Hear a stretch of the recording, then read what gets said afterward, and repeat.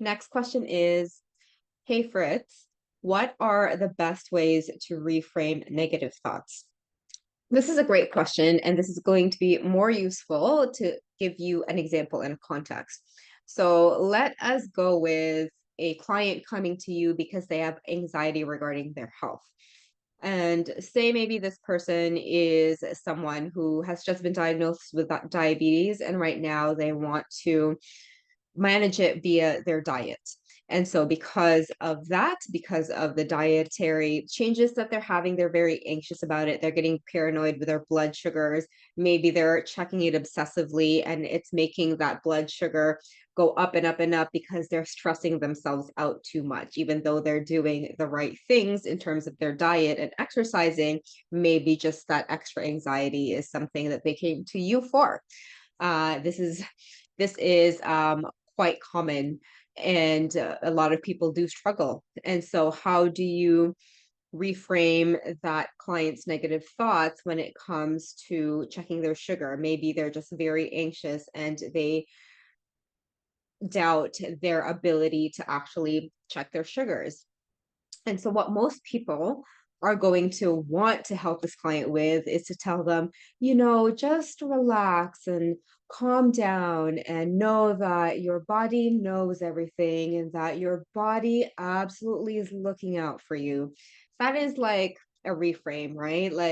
Or saying anxiety is simply a symptom. So, therefore, what you want to do is do this and that. And it actually is giving advice to a client where we know that that is not the best thing for clients, right? They want to be their suggestion is going to be the best suggestion that they can have. And so instead of reframing it, the best reframe for negative thoughts is just allowing the client to sit in it.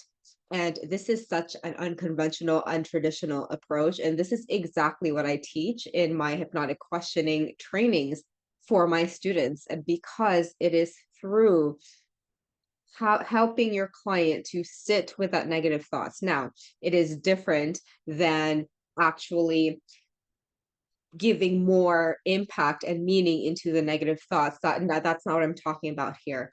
Allowing the client to sit in the feeling and in the sensation of them having that thought, because what it does is that it revivifies all of the components and variables of the problem.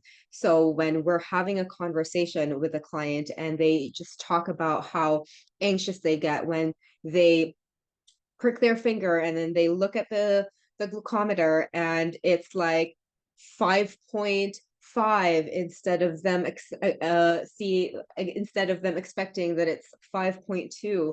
That gives them anxiety. Meanwhile, we know that zero point 0.3 of a difference in the long run isn't really as bad.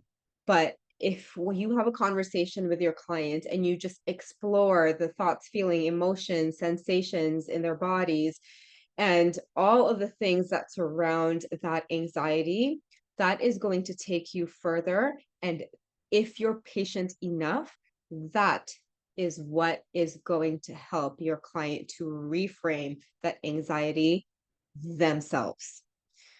I don't know about you, but what do you think is more powerful? You telling your client to calm down and reframe the thing yourself, meaning you're taking in all your limited knowledge with regards to the person in front of you? Or does it feel more helpful for the client to go, wow, I can't believe I've been crazily neurotic about checking my sugars. Maybe what I can do is just check it once a day, stick to the diet that I actually really enjoy, and then maybe that will help me with my anxiety. That type of reframe is going to be the best reframe because it came from the client and it came from their life experiences. And this is what really it truly needs to be all about, right?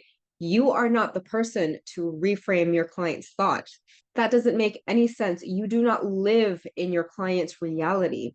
Inside the neurosync trainings and the big, big picture goal of the sessions we have is to enter our client's world instead of creating a world for them. Most methods create a world for their clients to go into, which is a big no-no and doesn't make any fucking sense.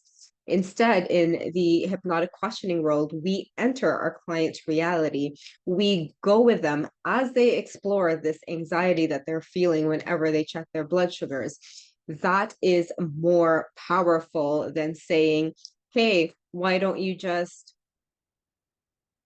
have someone else measure your blood sugars for you? Like, you don't know that, right?